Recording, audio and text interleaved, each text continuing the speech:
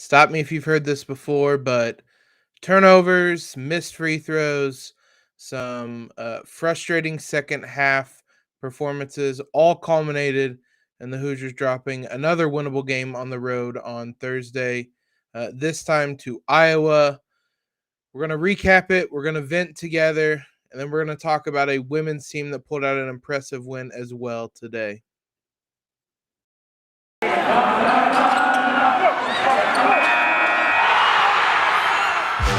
You are Locked On Hoosiers, your daily podcast on the Indiana Hoosiers. Part of the Locked On Podcast Network, your team every day. What is up, guys? It is Friday, January 14th. This is Locked On Hoosiers coming to you right after the end of that game on Thursday against Iowa. If you didn't stay up for it, I envy you right now. We'll jump into that here shortly, but want to thank you guys for making us part of your day and your first listen every day. Just a reminder that Locked On Hoosiers, your daily one-stop shop for all IU news, analysis, previews, and recaps as we'll do today. We're free and available on all platforms, including YouTube at Locked On Hoosiers. So head on over there today, subscribe. As I've mentioned this week, we're premiering the shows at 7 a.m. now so that everybody can join in during your morning routine, chat about the Hoosiers. In this case, potentially get caught up on the night before's action as well. I'm your host, as always, Jacob Rude. Appreciate you guys tuning in wherever you do, whether it is on YouTube, whether it's on your favorite podcast app. Make sure you subscribe to us wherever you're listening to us at. Follow us on Twitter at LO_Hoosiers or myself on Twitter at Jacob Rude. Let's dive into this one. Took a few moments to simmer down because I was pretty frustrated after the end of that contest. For those that missed it, boy, oh boy. New game, same story. Hoosiers fall to Iowa 83-74 on the road. A tale of two halves. First half, they looked impressive, led 48-41, and really, if not for a 12-0 run, Iowa went on kind of in a flash. The Hoosiers, I thought, played really well in that half and looked to be the much better team. I mean, you take away that 12-0 run, and it's a double-digit lead that looks a lot similar to the Wisconsin game earlier in the year. And very similarly to that Wisconsin game, Hoosiers came out after halftime and absolutely crapped the bed, to be quite honest, in the second half. There are any number of stats you can point at for that second half for how frustrating it was. Ultimately, Iowa outscores them 42-16. They won going away. The Hoosiers didn't even really put up a fight. They couldn't put up a fight.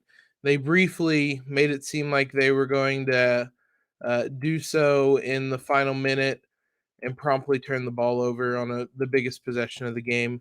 Fitting, if not also frustrating. A couple stats that are going to jump out to everybody. Mike Woodson pointed them out after the game. Turnovers, rebounds, free throw shooting, especially in that second half. The Hoosiers had, it seemed, turned the corner on the turnover issues that plagued them earlier in the year. No chance. 23 turnovers on Thursday evening, 14 of those coming in the second half. That second half, they ultimately finish scoring .765 points per possession, had 14 turnovers. Iowa turned that into 21 points. They gave up 11 offensive rebounds. That led to 10 second chance points. They hit 5 of their 11 free throws, and Iowa hit 13 of 14. That's the game. That's everything that went wrong for the Hoosiers in that second half pretty much directly went right for Iowa. Between the second chance points and the points off turnovers, 60.2% of Iowa's points came from those two areas. 50 of their 83 points came from either points off turnovers or second chance points. Um, just mind boggling, if I'm being honest. They finished with 34 points off those 23 turnovers, 16 total second chance points off 16 rebounds, 46 points off their bench. Most of that coming from Chris Murray, who it was Keegan Murray that everybody was very aware of. He finishes with 12 points in only 22 minutes. The Hoosiers got him in foul trouble quickly. His brother, who was only averaging 9.4 points, 4.6 rebounds coming into the game, basically did not play at all last season, about 40 minutes total, 29 points, 11 rebounds, both career highs. There were so many adjectives I was throwing out to describe this game. Frustrating, mind-boggling, like pathetic, disgraceful. I was very frustrated. I'm still frustrated with how this game went because this IU shoots themselves in the foot. IU is their own worst enemy in these games. It was not that Iowa was running great offense and knocking down shots. Defensively, the Hoosiers played well, aside from ever securing a rebound. And as we talked on Thursday's episode with Locked On Hawkeyes, this was a bad rebounding Iowa team. So the fact that they crushed the Hoosiers on the glass just makes no sense. And for all the talk about whether this is a tournament team or not, I I mean ultimately we still don't know yet. I probably lean towards yes. There is no chance I'm picking this team to upset anybody because performances like Thursday night show how far this team has to go mentally before they could ever be considered a team that would upset anybody. The talent is there in flashes.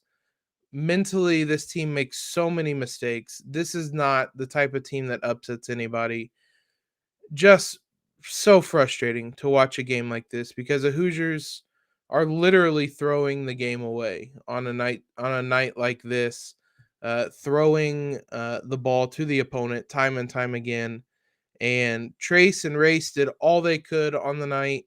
Trayce finishes with 18 points on 6 of 8 shooting, 11 rebounds, 5 blocks, couple assists. Race Thompson had 13 points, 5 rebounds, couple of assists. He finished with 5 turnovers.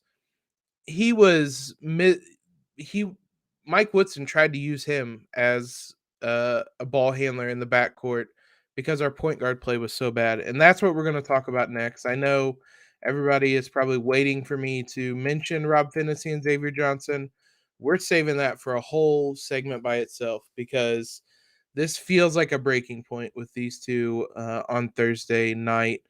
Before we jump into that point guard play and how frustrating it was, let me tell you something that should raise your spirits. It's an incredible app everyone who buys gas needs to know about. Get Upside. We've talked about it all week. It's a very simple app to use. When I used it, you simply download the app, find the gas station you're going to, put in that promo code SCORE to get up to 50 cents cash back per gallon on your first tank. Find the gas station, claim the offer, just drive to the gas station, check in, pump your gas, and you'll get the money in your account on the app. Uh, I believe it says 48 to 72 hours. I got it within 24 hours. So it's really simple. It was really easy. Gas is something we have to buy anyway. Everybody complains about how expensive it is. This is a solution to that. Get cash back on these offers now. You can cash out from the app at any time. It's simple. You can send it to your bank account, your PayPal, an e-gift card, Amazon, or an e-gift card to Amazon or other brands. There is no catch with this. I've used it. I can tell you that it was simple. It was easy. Download the free Get Upside app. Use that promo code SCORE to get up to 50 cents per gallon cash back on your first tank. Promo code SCORE on the Get Upside app. BetOnline would like to wish you a happy new betting year as we continue our march to the playoffs and beyond. BetOnline remains the number one spot for all the best sports wagering action for 2022. New year and a new updated desktop and mobile website so that you can sign up today and receive your 50% welcome bonus on your first deposit. Just use the promo code locked on to get started. So whether it's NFL, basketball, hockey, boxing, UFC, even your favorite Vegas casino games, don't wait to take advantage of all the amazing offers available for 2022. BetOnline is the fastest and easiest way to wager on all your favorite sports. BetOnline, where the game starts. I want to thank you guys again for making Locked On Hoosiers your first listen every day. It's been another record-setting week for us. We just keep trending upward with you guys, and I honestly cannot thank you enough for what you've helped us do with this podcast. Now that we have all that fun stuff out of the way, let's discuss these point guards because it's not fun watching these 2 point guards play. On Thursday, Xavier Johnson 7 points on 2 of 7 shooting, missed both of his 3-pointers, 4 rebounds, 4 assists, 4 fouls, 4 turnovers. Those 4 numbers pretty much tell his impact because it is wild watching Xavier Johnson play basketball, especially on the road. He did all that in 24 minutes. Just constantly finding himself in foul trouble. He did it early on in Thursday's game, something that he just continues to lack. And this was something you could kind of look past early on with the assumption that he would improve at it. Just no awareness of the situation, the moment, realizing when your team needs a basket, when you need to slow it down, when you need to get it to your big guy, things of that nature. And it's just a problem that continues to happen game after game after game. And it's mitigated a bit at home because the pressure isn't as amplified. You can fly around a little bit at home because it's the road team that's overwhelmed. When it's the Hoosiers on the road and you need to make every possession count, him flying down the court when he doesn't have numbers on a fast break, only to throw up a layup or turn the ball over, you can't have that. You That's not how you win basketball games on the road. Now, the bright spot had been that while he had struggled, Rob Fennessy had seemed to turn a corner and looked much better over the last handful of games. Not the case at all on Thursday either. 2 points, 1 of 5 shooting from the field, missed all 3 of his 3-pointers, missed his free throw, finished with a rebound, 3 assists, 3 fouls, 4 turnovers. I want Rob Fennessy to be good. He was a heralded recruit. Injuries have robbed him of a lot of opportunities at IU. He was a lot of fun starting off his Hoosier career, I should say. That 3-pointer in the Crossroads Classic, never going to forget it. Wild moment, wild play. Again, doing things that you cannot be doing in year 4 of being a point guard at Indiana University. And between the two of them, 8 turnovers, 7 fouls, and 7 assists. And Fennessy played 18 minutes. Xavier Johnson played 24. Inexcusable. You can't these are two, I would say, veteran, maybe experienced, certainly point guards that are making mistakes that freshmen make. And it leads to the question that I haven't asked intentionally for a while now. Why isn't Christian Lander playing? Because I had kind of buried the question. It was something that clearly wasn't going to happen. It wasn't worth even bringing up anymore. But the knock on Christian Lander is that he turns the ball over too much and maybe a bit of a defensive liability. Sure, Rob Fennessy still is a really good defender, but the two of them turn the ball over 8 times. Like that whole argument is negated when your current point guards cannot hang on to the ball and they cannot run the offense. And you saw down the stretch as I talked about on Thursday's crossover episode, that I wouldn't be surprised if Iowa went to a zone, and I wouldn't be surprised if they left open Rob Fennessy and Xavier Johnson, and they did that, and neither of them made him pay. They went 0 of 5 from 3. That Minnesota game was fun, but I said at the time that I thought that's how teams were going to defend Xavier Johnson and Rob Fennessy moving forward, and that is the case. That's what they're going to do, whether it's in a zone, whether it's in a man. Anybody who follows the scouting report is going to know, don't close out hard on Xavier Johnson and Rob Fennessy. Surround Trayce Jackson Davis and Race Thompson so that they can't get the offensive rebound and live with the results. And that's what's happening. And you can't shoot poorly from the 3-point line, get into foul trouble, and turn the ball over and still be I don't understand how.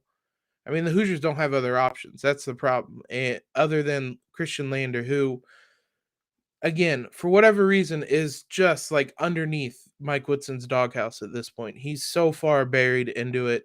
I don't really know what is going on there. At this point, I would imagine if he can't get out of the doghouse, he's probably going to transfer at the end of the year. That's just how these things work in modern college basketball. I don't know that I blame him, because if I'm him and I'm watching Xavier Johnson and Rob Fennessy play like this, I'm thinking, what do I have to do to get playing time? Because these two, time and time again, save for some random good games, keep doing this, especially on the road. This isn't new. This is game 15, 16, 17. I can't remember exactly what the Hoosiers record is right now, into the season, and these two continue to do things that they were doing in the first, second, third game of the season. Um, and that is allowing them the leeway of that they're in their second, third, fourth years in college basketball. Like, these are things that point guards just do not do. So I don't understand. I just don't understand so much about the guard play with these two. We've said it time and time again. Your Trayce and Race have set the floor of this IU team really, really damn high. The ceiling is not high at all, and that is going to be determined by the guards. And again, I mean, it's not anything new, but we saw on Thursday, Trayce and Race carried this team in the first half. They were everything they could be for this Hoosier team, and it wasn't enough because everybody was just tossing the ball around. It was as frustrating a loss as I've had since. I'm more frustrated about this loss than I was at Penn State one. At Penn State one was more just confusing. The Wisconsin one this is as frustrated as I've been since that Wisconsin loss. So props to Hoosiers to 12-4 on the season. For better or for worse, they're going to be right back in action on Monday. They get a little bit more of a break, so we get to stew over this one for the entire weekend and get back to you on Monday. We'll certainly preview that game. We have women's basketball to talk about, and they grinded one out without Mackenzie Holmes on Thursday. So we're going to talk about the good IU basketball team on campus and the win they get over Nebraska on Thursday. First, though, it's the new year, so that means New Year's resolutions. If yours is about getting fit or eating healthier, make sure you include Built Bar in your plan. Built Bar is a protein bar that tastes like a candy bar. Honestly, maybe even better than a candy bar. Built Bars make it easier to stick to your resolution because they do not taste like the normal protein bars that are chalky, waxy, or taste like a chemical spill. If you want to eat healthy, try Built Bar, covered in 100% real chocolate, 130 calories, 4 grams of sugar, 4 net carbs, 17 grams of protein.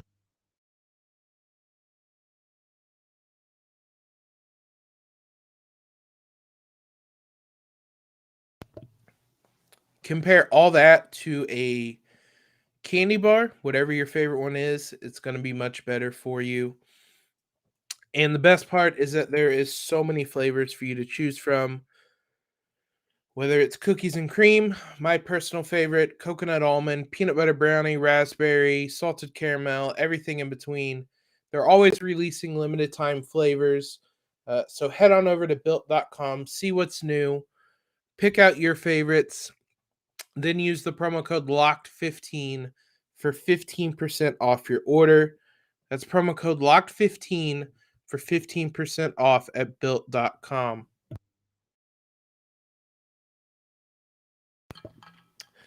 Enough about that frustrating men's basketball game. Let's look at the women's team who were dealt a tough hand on Thursday. Mackenzie Holmes was a scratch from the contest with a knee injury, an unspecified knee injury. Unclear on a timeline. It seemed to sound like after the game, Terry Morin thought there was a chance Holmes could play on Thursday. The doctors and the medical staff, I should say, not immediately, but eventually gave her the no-go on that. So pair that with some positive COVID tests that the Hoosiers have had as well. And this was a team that had 9 available players on the night. And we talk a lot already about how the Hoosiers don't have much depth. Boy, did they have to grind it out, but they pick up a 72-65 win at home over Nebraska. Some huge performances. They ultimately only play 6 people and ultimately had to go small to pick up this win. Chloe Moore McNeil is going to get the first shout out. She was the one that came in. The Hoosiers struggled early on. They put Alexa Gouble in kind of that center position. They started Keandra Brown in place of Mackenzie Holmes, trying to just kind of imitate what they typically do. Didn't work. They put in Chloe Moore McNeil, more of a wing guard type. Went small, and it worked. It worked against this Nebraska team that we mentioned on Wednesday's episode came in with a pretty solid record. They were 13-2 overall coming into this. But this was an impressive performance. Chloe Moore McNeil helped close this one out. She scored 8 points. All this came in the fourth quarter. A couple monster three-pointers. The Hoosiers got into foul trouble. They had built up a pretty big lead, got into foul trouble, and eventually Alexa Gouble fouls out and leaves the Hoosiers both short-handed and just short. And so that they had to grind this out to get this win. Grace Berger, though, led all on the Hoosiers with 22 points. Nicole Cardano-Hillary had 13. Gouble had 17. She performed really well, given her sudden increased role on the night. Berger pulled down 7 rebounds. The team has always rebounded well, kind of as a team. They only get out rebounded by 6, 41-35. Shout out to Markowski, the freshman for Nebraska, who scored 17 points, 7 rebounds. I believe 11 of those came in the fourth quarter. She's the one who fouled out Gouble and got the Hoosiers into foul trouble on the night. But ultimately, they had just enough depth to pull it out. It raises some concerns, some fair ones, but I don't think any new ones. We knew this Hoosier team was thin, and they've been made thinner by some injuries, some positive COVID cases, some players unavailable and whatnot. So they're going to have to kind of grind these out right now. We don't know, again, the availability of Holmes, which is a big deal because on Sunday, the Hoosiers play Purdue in West Lafayette. Obviously, I don't have to tell you how much they're going to want that one, and having Holmes available is absolutely massive for that. So that game will be on Fox Sports 1 at 2 p.m. on Sunday. There's no men's basketball game, so you have no excuse not to tune into this one. It's an IU Purdue game as well. So again, no reason not to be tuning into this. The Boilermakers are 11-5 on the year, 2-3 in conference play. They have had a couple games postponed, but it does not look like they've had really any similar foes except for Maryland, who they lost by 15 to, and Ohio State, who they lost by 17 to. Hoosiers have wins over both those teams, but this is a rivalry game. Records and whatnot can be thrown out the window. So, big one for the Hoosiers on Sunday. Be sure to tune into that one. We'll be back on Monday to recap that game and to preview the men's game, I believe, against Nebraska, another road game. I'm just going to let some steam off over the weekend and come back to you on Monday, hoping to have a clear head about this men's basketball team. But I want to thank you guys for making Locked On Hoosiers your first listen every day. Now, for your second listen, head on over to Locked On Bets, your daily one-stop shop for all your gambling needs, hosted by your boy Q, with expert analysis and insight from Lee Sterling. Again, I mentioned at the top of the show, it's been a record week. I want to thank you guys. I keep saying that. I know that it's been a record week, but that is a testament to how awesome you guys are. So thank you for that. Be sure to follow us on Twitter. Be sure to subscribe to the podcast if you haven't already. But most importantly, guys, have a great Friday. Have a great weekend.